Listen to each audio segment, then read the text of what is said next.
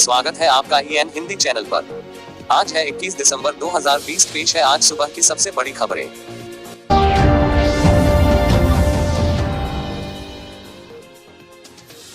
निजी स्कूलों के खिलाफ फिर से निदेशालय को घेरेंगे अभिभावक। निजी स्कूलों के खिलाफ सोमवार को उच्च शिक्षा निदेशालय का अभिभावक दोबारा से घेराव करेंगे। सिर्फ ट्यूशन वसूली के आदेश जारी करने की मांग को लेकर अभिभावक सरकार के खिलाफ हल्ला बोलेंगे। छात्र अभिभावक मंच के बैनर तले सोमवार दोपहर को उच्च शिक्षा निदेशालय के बाहर प्रदर्शन होगा। मंच के संयोजक विजेंद्र मेहरा ने कहा कि शिक्षा मंत्री गोविंद सिंह ठाकुर के बयान देने के बाद भी अफसरशाही अमल नहीं कर रही है। इसके चलते मंत्री के बयान संदेह के घेरे में आ गया है।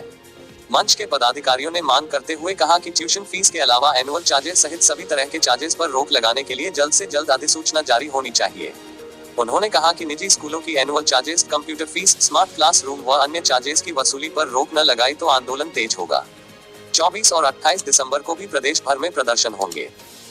उन्होंने निजी स्कूलों में पढ़ने वाले 6 लाख छात्रों के 10 लाख अभिभावकों सहित कुल 16 लाख लोगों से निजी स्कूलों की पूर्ण फीस उगाही का पूर्ण बहिष्कार करने की अपील की है। उन्होंने सरकार से मांग की है कि केवल बयानों से बात नहीं बनेगी। उन्होंने उच्च न्यायालय से अपील की है कि वह निजी स्कूलों की ओर से पूर्ण फीस वसूली के मामले पर हस्तक्षेप करे। पंचायत चुनाव, आपराधिक पृष्ठभूमि वाले प्रत्याशियों को देना होगा शपथ पत्र। आपराधिक पृष्ठभूमि वाले प्रत्याशियों को इस बार आयोग ने शपथ पत्र देना अनिवार्य कर दिया है। शपथ पत्र देने के बाद ही चुनाव आयोग आपराधिक पृष्ठभूमि वाले प्रत्याशियों को चुनाव लड़ने देगा। हिमाचल में पंचायती राज संस्थाओं और शहरी निकाय चुनाव लड़ने से पहले राज्य चुनाव आयोग शपथ पत्र मांगेगा ताकि उनका पिछला आपराधिक रिकॉर्ड आयोग के पास रह सके। राज्य चुनाव आयोग के अधिकारियों के मुताबिक आपराधिक पृष्ठभूमि वाले उम्मीदवारों से पहले नामांकन पत्र भराते समय फॉर्म पर सारे केसों की विस्तृत जानकारी ली जाती थी, लेकिन इस बार आपराधिक मामलों का पूरा विवरण शपथ पत्र में लिया जाएगा। आयोग के अधिकारी बताते हैं कि हिमाचल चुनाव आयोग के पास दायर शपथ पत्र में सभी केस की जानकारी देनी होगी। इसमें यह भी बताना पड़ेगा कि प्रत्याशी पर कितने केस और कब से चल रहे हैं, कौन कौन से मामलों में केस चल रहे हैं, अगर किसी केस में सजा हुई है तो वह कितने समय की थी। इसके अलावा बैंकों से लिए ऋण को लेकर चल रहे केसों का हवाला भी देना होगा। इन केसों में सजा हुई है तो उसका उल्लेख करना भी जरूरी होगा। हिमाचल में 3 चरणों में लगेगा टीका, कोरोना वैक्सीन के लिए तैयारियां जोरों पर। हिमाचल में कोरोना वैक्सीन की तैयारियों को लेकर स्वास्थ्य विभाग जुट गया है। इन्हीं तैयारियों के तहत प्लान बनाया गया है कि प्रदेश में कोरोना का टीका 3 चरणों में लगाया जाएगा। पहले चरण में स्वास्थ्य विभाग की ओर से वैक्सीन स्वास्थ्य विभाग के कर्मचारियों और आंगनबाड़ी कार्यकर्ताओं को दी जाएगी। इसके बाद होने वाले दूसरे चरण में ये वैक्सीन सफाई कर्मचारियों और पुलिस जवानों को लगाई जाएगी। तीसरे चरण में 50 साल से ऊपर के बुजुर्गों को वैक्सीन दी जाएगी। उधर वैक्सीन के लिए state institute of health and family welfare में प्रशिक्षण कार्यक्रम शुरू हो गया है। इसमें स्वास्थ्य अधिकारियों को प्रशिक्षण दिया जा रहा है। पहले चरण में 3 जिलों शिमला, बिलासपुर और सोलन को शामिल किया है। स्वास्थ्य मंत्री डॉक्टर राजीव सहजल का कहना है कि जिला स्तर के स्वास्थ्य अधिकारियों को मास्टर ट्रेनर के रूप में प्रशिक्षण दिया जा रहा है। प्रशिक्षण लेने के बाद मास्टर ट्रेनर अपने अपने जिलों में जाकर अपनी टीम को प्रशिक्षित करेंगे, जिससे कोरोना के टीकाकरण को सफल बनाया जा सके। हिमाचल में पहले बैच में 25 स्वास्थ्य अधिकारियों का प्रशिक्षण दिया जा चुका है। टीकाकरण को सफल बनाने के लिए प्रदेश सरकार ने अपने स्तर पर तैयारियां पूरी कर ली है। केंद्र सरकार को उपकरणों की लिस्ट भेज दी गई है। वहीं वैक्सीन की स्टोरेज से लेकर अनुकूल भंडारण को लेकर तैयारियां जारी है। बता दें कि हिमाचल में बढ़ते कोरोना मामले स्वास्थ्य विभाग और प्रदेश सरकार के लिए चिंता का विषय बने हुए हैं। ऐसे में अभी से ही स्वास्थ्य विभाग अपने अधिकारियों को प्रशिक्षण दे रहा है ताकि वैक्सीन आते ही जिला स्तर पर वैक्सीनेशन कार्यक्रम को सफल बनाया जा सके। ये ट्रेनिंग WHO और यूनिसेफ के सहयोग से शिमला में स्वास्थ्य अधिकारियों को दी जा रही है। पंचायत चुनाव, कोरोना संक्रमित अंत में करेंगे मतदान, बिहार में अपनाई जा चुकी है व्यवस्था। वोटिंग के लिए दिया जा सकता है आखिरी 1 घंटा, चुनाव को तैयार SOP सोमवार को होगी जारी। हर पोलिंग पार्टी में होंगे 2 स्वास्थ्य कार्यकर्ता। कोविड काल में पंचायत चुनाव पूरी सतर्कता बरतते हुए करवाए जाएंगे। अहम बात है कि इसमें कोविड मरीजों का मताधिकार कैसे होगा, तो इसके लिए राज्य चुनाव आयोग ने प्रावधान करने जा रहा है कि कोविड पॉजिटिव मरीजों को अंतिम 1 घंटे में मतदान की छूट दी जाए। बिहार में इस तरह का विकल्प अपनाया जा चुका है। यहाँ पर चुनाव के लिए SOP तैयार हो चुकी है, मगर इसे सोमवार को जारी किया जाएगा। कोविड के जो नियम सरकार ने बनाए हैं उनकी पूरी तरह से अनुपालना की जाएगी। 2 गज की दूरी के साथ लोग मताधिकार का प्रयोग करेंगे, जहां बिना मास्क के किसी भी व्यक्ति को प्रवेश नहीं दिया जाएगा। पोलिंग पार्टियों के लिए अलग से सुरक्षा के इंतजाम यहां पर किए जा रहे हैं। राज्य चुनाव आयोग ने एसओपी बनाने से पहले स्वास्थ्य महकमे को भेजी थी। उनके साथ सामंजस्य बिठाकर चुनाव आयोग ने इसे तैयार किया है। इसमें आपदा प्रबंधन सेल की मदद भी ली गई है, जिन्होंने कोविड से बचाव के नियम बनाए हैं। सूत्रों के अनुसार इस एसओपी में चुनाव आयोग प्रत्येक पोलिंग पार्टी में एक कर्मचारी को पीपीई किट देगा, जो कोविड मरीजों से मतदान करवाएंगे। ऐसा प्रावधान इसमें हो सकता है। राज्य चुनाव आयोग पहले कोविड पॉजिटिव को पोस्टल बैलेट देने पर भी विचार कर रहा था, लेकिन इस काम के लिए बहुत ज्यादा कर्मियों की जरूरत पड़ेगी। बिहार में विधानसभा के हाल में संपन्न चुनाव के अलावा कई प्रदेशों में पंचायत व नगर निकाय चुनाव में अंतिम 1 घंटे में कोविड मरीजों को मतदान की इजाजत दी गई है। इसलिए राज्य में इस विकल्प पर सहमति बन सकती है। एसओपी में प्रत्येक मतदान कर्मी को हैंड सैनिटाइजर, मास्क और सामाजिक दूरी के नियम का पालन करना होगा। यदि कोई कोविड पॉजिटिव व्यक्ति चुनाव लड़ता है तो वह चुनाव प्रचार नहीं कर पाएगा। फिलहाल स्वास्थ्य विभाग के कमेंट मिलने के बाद चुनाव आयोग कोविड को देखते हुए सभी जिला निर्वाचन अधिकारी को एसओपी के तहत चुनाव करवाने की हिदायत जारी करेगा। एक कोरोना संक्रमित समेत हजारों ने दी एलटी और शास्त्री की परीक्षा। कर्मचारी चयन आयोग हमीरपुर ने रविवार को भाषा अध्यापक पोस्ट कोड 814 और शास्त्री पोस्ट कोड 813 के लिए लिखित परीक्षा करवाई।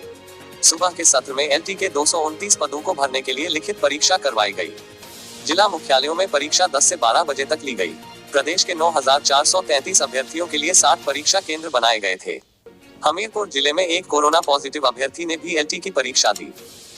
इसे एम्बुलेंस के जरिए परीक्षा केंद्र तक पहुंचाया गया। शाम को शास्त्री पोस्ट कोड 813 में 603 पदों को भरने के लिए लिखित परीक्षा ली गई। इसके लिए सभी जिला मुख्यालयों में 34 परीक्षा केंद्र बनाए गए थे। लिखित परीक्षा के लिए 5,328 अभ्यर्थियों को कॉल लेटर जारी किए गए थे।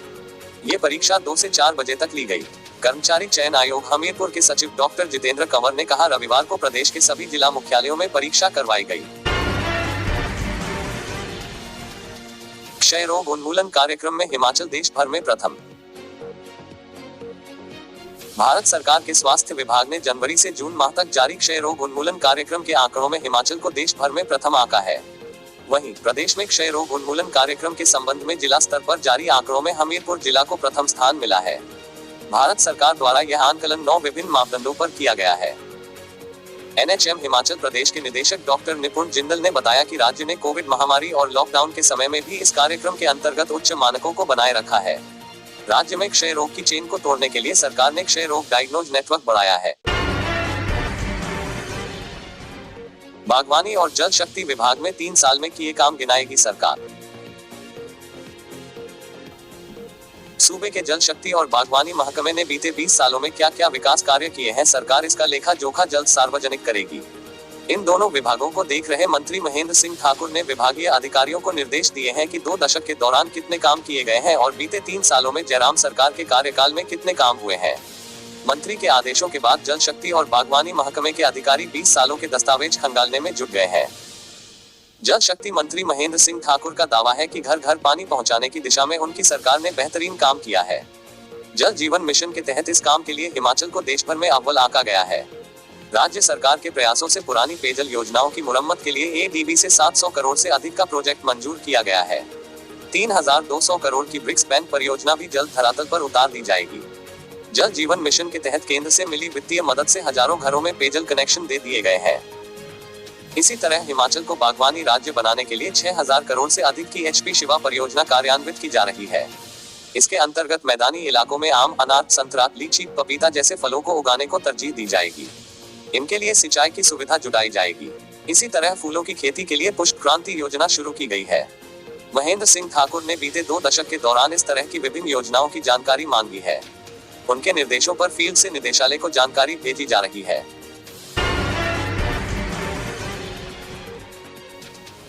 हिमदर्शन स्पेशल ट्रेन की ऑनलाइन बुकिंग में वृद्धि, रविवार को इतने यात्रियों ने उठाया सफर का लुत्फ। विश्व धरोहर शिमला कालका रेल मार्ग पर शुरू हुई विस्टाडोम कोच वाली स्पेशल ट्रेन में यात्रियों की संख्या में लगातार इजाफा हो रहा है। अन्य राज्यों से शिमला पहुंच रहे पर्यटक शिमला कालका रेल मार्ग के बीच चलने वाली टॉय ट्रेन में सफर करने का लुत्फ उठा रहे हैं। 16 दिसंबर से विस्टाडोम कोच वाली एक और स्पेशल ट्रेन के शुरू होने की जानकारी लोगों को मिलते ही ऑनलाइन बुकिंग में वृद्धि हो रही है। इस ट्रेन में सफर करने के लिए यात्री ऑनलाइन बुकिंग करवा सकते हैं। स्पेशल ट्रेन में सफर का किराया 800 रुपए। विस्टाडोम कोच से लेस स्पेशल ट्रेन में सफर का किराया 800 रुपए निर्धारित किया गया है और बुक किए गए टिकटों पर कोई रियायत नहीं दी जाएगी। इस स्पेशल ट्रेन के संचालन करने की घोषणा रेलवे प्रबंधन ने 15 दिसंबर को देर शाम की थी और इसकी ऑनलाइन बुकिंग का दौर भी बीते 15 दिसंबर को देर शाम शुरू हुई थी। इसके चलते पहले 2 दिन इस ट्रेन के शुरू होने की जानकारी न होने के चलते बुकिंग कम हुई थी, लेकिन अब जैसे जैसे लोगों को ट्रेन शुरू होने की जानकारी मिल रही है, वैसे ऑनलाइन बुकिंग में भी वृद्धि हो रही है। अब डाक विभाग के माध्यम से जांच केंद्रों तक पहुंचेंगे सैंपल। प्रदेश में राष्ट्रीय स्वास्थ्य मिशन के अंतर्गत बलगम की जांच में तेजी लाने और क्षय रोग को जड़ से समाप्त करने में डाक विभाग स्वास्थ्य विभाग का सहयोग करेगा।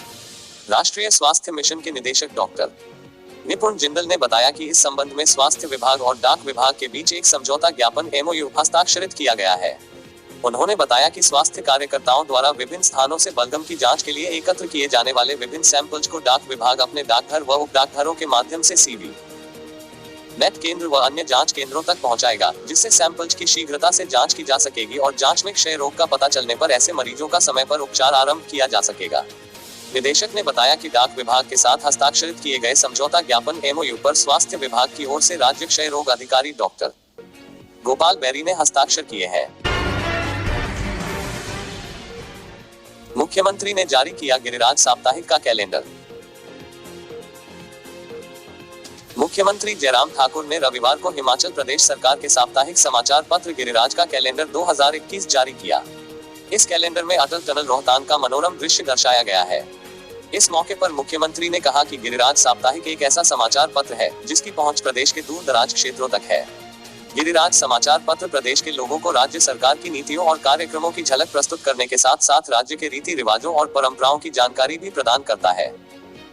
इस वर्ष के गिरिराज कैलेंडर में प्रधानमंत्री नरेंद्र मोदी द्वारा 3 अक्टूबर 2020 को राष्ट्र को समर्पित की गई प्रसिद्ध अटल टनल रोहतांग का छायाचित्र है। इस मौके पर शासन सुरेश कश्यप, प्रधान सचिव सूचना एवं जनसंपर्क JC शर्मा, निदेशक सूचना एवं जनसंपर्क हरबंस सिंह ब्रिस्कोन और वरिष्ठ संपादक गिरिराज वेद प्रकाश भी उपस्थित रहे। चतुर्थ वार्षिक श्राद्ध में कोविड के नियम दरकिनार, लगाया 5000 जुर्माना। चतुर्थ वार्षिक श्राद्ध में कोविड नियम दरकिनार करने पर चंबा जिले के भटियात के एक आयोजक को 5000 रुपये जुर्माना लगाया गया है। नायब तहसीलदार की अगुवाई में पुलिस टीम ने मौके पर पहुंचकर जब जायजा लिया तो पता चला कि यहां पर प्रशासन के जारी निर्देशों की अवहेलना हो रही थी। इसके बाद प्रशासन ने इस कार्रवाई को अंजाम दिया है। साथ ही रसोइयों की कोविड रिपोर्ट प्रशासन को सौंपने के निर्देश दिए हैं। जानकारी अनुसार रविवार दोपहर नायब तहसीलदार भटियात भूपेंद्र कश्यप की अगुवाई में सब इंस्पेक्टर शेर सिंह और ASI कमलेश की टीम निरीक्षण पर निकली थी। इसी बीच एक गांव से निकलते हुए उन्होंने लोगों की भीड़ देखी। इसको देखकर वह रुके और यहां समारोह का जायजा लिया। इसमें पता चला कि आयोजक के घर में चतुर्थ वार्षिक श्राद्ध कार्यक्रम चल रहा है। इसमें 50 से अधिक लोग धाम खाने के लिए पहुंचे हैं। इतना ही नहीं, खाना बनाने वाले का आयोजकों ने कोरोना टेस्ट तक नहीं करवाया था। लिहाजा कोविड नियमों को दरकिनार करने पर नायब तहसीलदार ने आयोजक को 5000 रुपये का जुर्माना लगाया है। इसके साथ ही रसोइयों के कोविड टेस्ट करवाकर सोमवार को कोरोना रिपोर्ट तहसील कार्यालय में तलब की है। एक घर में बना दिए 60 मतदाता, वोटरों में 11 मुर्दे भी, जांच शुरू।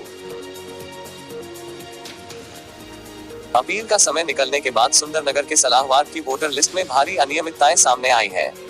इस लिस्ट में एक ही वोटर के 32 जगह फोटो छाप दिए गए हैं। कई ऐसे वोटर भी हैं जो काफी समय पहले मर चुके हैं। वहीं एक मकान में ही 60 वोट बना दिए गए हैं। इसकी शिकायत उपायुक्त मंडी से की गई है और मामला सामने आने के बाद उपायुक्त मंडी ने SDM सुंदरनगर को जांच के आदेश दिए हैं। मामला चुनाव आयोग को भी शुद्धि के लिए भेजा है। शिकायत में आरोप लगाए गए हैं कि नगर परिषद के चुनावों में अपने चहेते प्रत्याशियों को लाभ पहुंचाने की मंशा से मतदाता सूची में गड़बड़ी की गई है। मतदाता सूची में एक ही मकान में 60 प्रवासियों के वोट बने हैं। इसे काटने के लिए पहले ही आवेदन किया गया था, लेकिन अंतिम प्रकाशित सूची में ये नाम काटे नहीं गए हैं। प्रवासी मजदूरों का पता डेंटल कॉलेज के नजदीक एक ही मकान का बताया गया है। यह मकान इतना बड़ा नहीं है कि सभी 60 मजदूर और उनके परिवार यहाँ रह सके। ये मजदूर मौसम के अनुसार आते हैं और लौट जाते हैं। मौसमी मजदूर नहीं भी हैं तो भी हिमाचल प्रदेश के स्थायी निवासी नहीं है। सवाल उठ रहे हैं कि क्या उन्होंने अपनी संबंधित पंचायत और नगर परिषदों में अपना नाम कटवाकर सुंदरनगर निर्वाचन अधिकारी के पास जमा करवाया है। यदि नहीं तो किस आधार पर इनके नाम सूची में शामिल किए गए हैं। वहीं एक व्यक्ति का 32 मतदाताओं की सूची में फोटो छापा गया है, जो अपने आप में एक घोटाला है। इसके अतिरिक्त वार्ड 4 को छोड़ चुके कई लोगों के नाम भी नहीं काटे गए हैं। कुछ लोगों के नाम बार बार दर्शाए गए हैं। मतदाता सूची में 11 ऐसे लोगों के नाम भी लिखे गए हैं जिनका स्वर्गवास हो चुका है। उपायुक्त मंडी ऋग्वेद ठाकुर ने शिकायत मिलने की पुष्टि की है। उन्होंने बताया कि एसडीएम को जांच के आदेश दिए हैं। मामला चुनाव आयोग को भी दुरुस्ती के लिए भेजा गया है। वोटर लिस्ट ठीक करवाई जा रही है।